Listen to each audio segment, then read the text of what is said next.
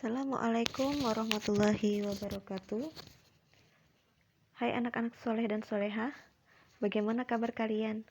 Semoga kalian tetap semangat dalam mengikuti pembelajaran dari rumah. Sebelum memulai pelajaran, untuk mengundang keberkahan, marilah sama-sama kita mengucap basmalah. Bismillahirrahmanirrahim. Pada kesempatan kali ini, kita akan mempelajari mengenai cara hewan berkembang biak. Mengapa kita membahas materi ini? Ini masih ada kaitannya dengan materi life skill yang telah kalian lakukan, yakni membuat nasi goreng. Saat membuat nasi goreng, kalian ada yang mencampur nasi goreng dengan suiran ayam dan segala macamnya. Namun apakah kalian pernah berpikir, bagaimana sih cara ayam berkembang biak? Atau bagaimana cara hewan-hewan lain berkembang biak? Nah, pada kesempatan kali ini, kita akan mempelajari bagaimana cara hewan berkembang biak. Tujuannya apa? Agar kalian dapat mengetahui bagaimana cara hewan berkembang biak dan memberikan contoh hewan yang berkembang biak dengan cara tertentu.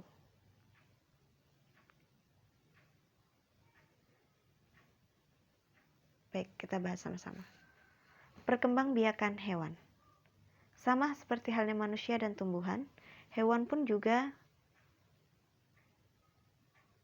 berkembang biak untuk menjaga kelestarian hidupnya. Secara umum, hewan berkembang biak dibedakan menjadi generatif dan vegetatif.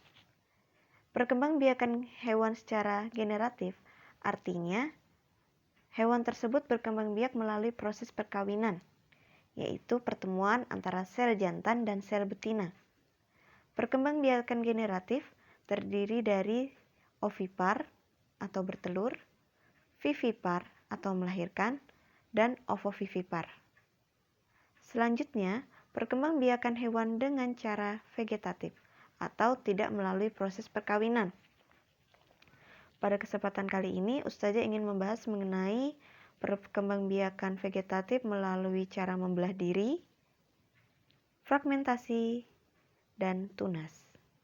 Baiklah, kita bahas satu-satu ya. Yang pertama, ovipar atau bertelur. Apa sih ciri-ciri hewan yang berkembang biak dengan cara ovipar? Pertama, embrio atau janinnya berkembang di dalam telur hingga menetas. Contohnya ayam ya. Kalian harus menunggu hingga kurang lebih 21 hari setelah telur tersebut diirami, barulah kalian bisa melihat bentuk ayamnya seperti ayam kecil-kecil. Yang kedua, telur menetas di luar tubuh induknya. Jadi, telur tersebut menetas setelah diirami di luar tubuh induknya. Yang ketiga, tidak memiliki kelenjar susu. Itu sebabnya hewan ovipar tidak bisa menyusui. Nah, ini adalah contoh hewan-hewan yang berkembang biak dengan cara bertelur atau disebut dengan ovipar. Ada ayam, cicak, kura-kura, katak, dan lain sebagainya. Kalian perhatikan persamaan dari hewan-hewan ini. Apakah dia memiliki daun telinga? Tentu tidak. Dan cara berkembang biaknya sama semua, yaitu dengan cara bertelur. Selanjutnya, yakni vivipar, atau kita mengenalnya dengan istilah melahirkan. Berkebalikan dengan ovipar, vivipar memiliki ciri-ciri daun telinga, memiliki kelenjar susu untuk menyusui, umumnya bernafas menggunakan paru-paru, biasanya merupakan hewan mamalia atau hewan menyusui. Ini contohnya. Tentu kalian tidak asing dengan hewan-hewan ini ya. Nah, lumba-lumba walaupun dia ikan, dia termasuk jenis hewan mamalia. Dia tergolong mamalia air.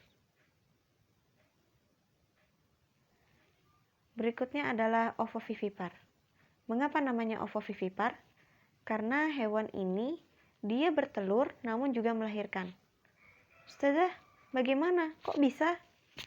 Jadi, pada proses ovovivipar, hewan ini bertelur di dalam tubuh induknya. berkembang di dalam telur tapi di dalam tubuh induknya. Setelah masa tertentu, telur ini menetas, namun tidak menetas di luar, melainkan di dalam tubuh induknya.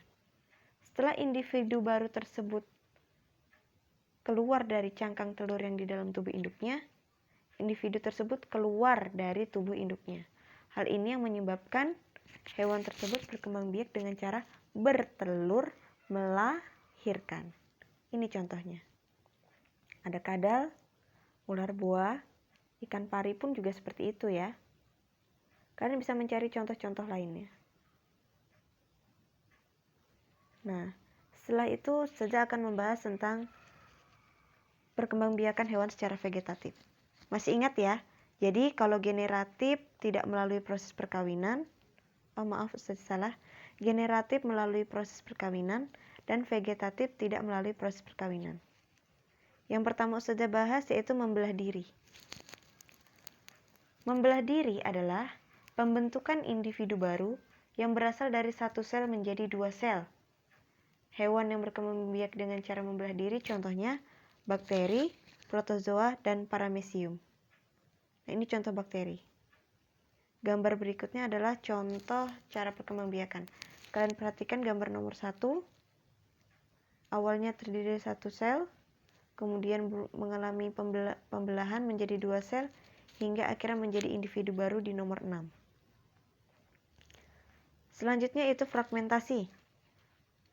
Mirip dengan membelah diri namun berbeda. Jika membelah diri adalah pemecahan satu sel menjadi dua sel, maka pada fragmentasi adalah pembentukan individu baru dari potongan tubuhnya sendiri. Contohnya itu bintang laut dan cacing pipih. Jadi semakin banyak tubuhnya terluka atau terpotong, maka akan semakin banyak individu baru yang terbentuk. Kalau cacing pipih itu parasit ya nak ya. Lalu bagaimana Ustazah cara membasminya? Jika dia tidak bisa dibunuh dengan cara dipotong. Biasanya cacing pipih dibunuh atau dibasmi dengan menggunakan racun atau dibakar sehingga menyebabkan sel-selnya mati dan tidak dapat tumbuh menjadi individu baru. Berikutnya adalah hewan yang berkembang biak dengan cara bertunas. Apa sih artinya? Pembentukan individu baru yang berasal dari dinding tubuh induk yang menonjol. Setelah dewasa, tunas tersebut akan memisahkan diri dari induknya. Contohnya hidra, anemon laut, dan ubur-ubur. Ini adalah contoh hidra. Kalian perhatikan gambarnya, proses demi prosesnya. Pertama, belum ada tonjolan. Kedua, mulai ada tonjolan. Ketiga, sudah mulai terbentuk hidra baru. Dan setelah dewasa, hidra yang baru akan melepaskan diri dari tubuh induknya. Nah, yang berikutnya adalah ubur-ubur. Pada ubur-ubur biasanya individu baru tumbuh di sekitar area kepalanya sini. Setelah dewasa dia memisahkan diri dan menjadi individu baru. Mungkin demikian yang dapat Ustazah sampaikan. Kurang lebihnya Ustazah mohon maaf. Ustazah harap kalian dapat mencari sumber-sumber tambahan lainnya secara mandiri. Ustazah ucapkan terima kasih. Wassalamualaikum warahmatullahi wabarakatuh.